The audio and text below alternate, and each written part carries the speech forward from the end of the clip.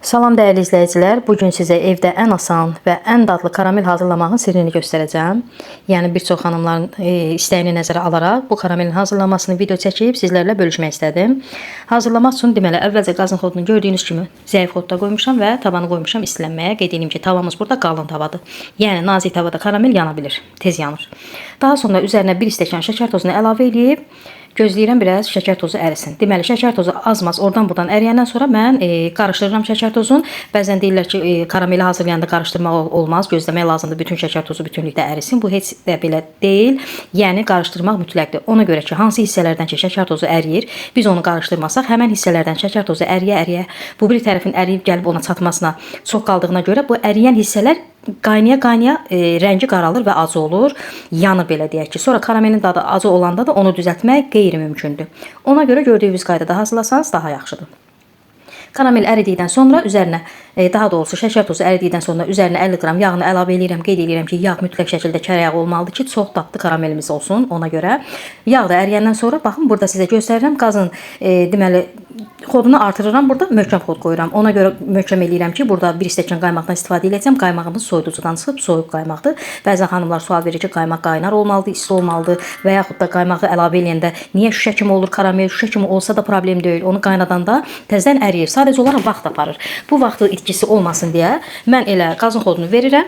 Buz kimi burada qaymaqdır. Yəni qızdırmağa qaymağa heç ehtiyac yoxdur. Gördüyünüz kimi hissə-hissə qaymağı əlavə edib qarışdırıram və heç bir bərkimə də olmur.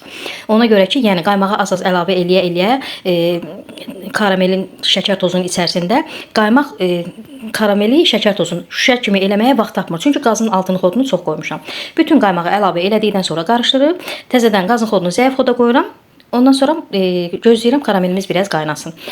Biraz qaynayır burada gördüyünüz kimi. Arada bir qarışdırıram. Ondan sonra bunun hazır olub olmadığını isə düzdür dərəcə ilə də ölçmək olur. Hazır olub olmamasını indi hər xanımın evində dərəcə ölçən olmadığına görə termometr mən bu qaydanı göstərirəm sizə. Axırıncı damcılar baxın belə.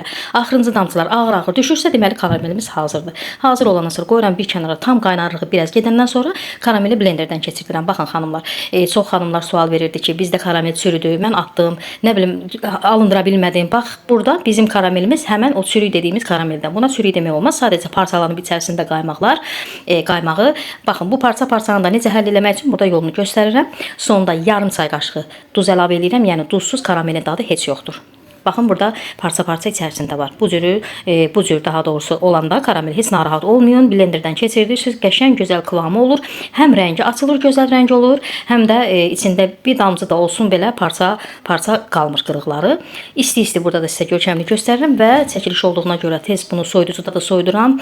Son halını da sizə göstərirəm ki, yəni soyuyandan da sonra necə gözəl qatı karamel əldə etmişəm. Belə qəşəng, parlaq.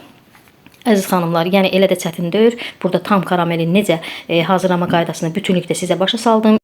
Əminəm ki, qaranlıq heç bir şey qalmadı. Əziz xanımlar, heç də çətin deyil. Yəni gördüyünüz qaydada hazırlasanız tam gözəl, parlaq, gözəl kıvamda olan karamel əldə edərsiniz. Dəstək olun, abunə olun, abunə deyilsinizsə, bəyəndinizsə like atmağı unutmayın. İzlədiyiniz üçün təşəkkür edirəm. Sağ olun, sağlıqla qalın.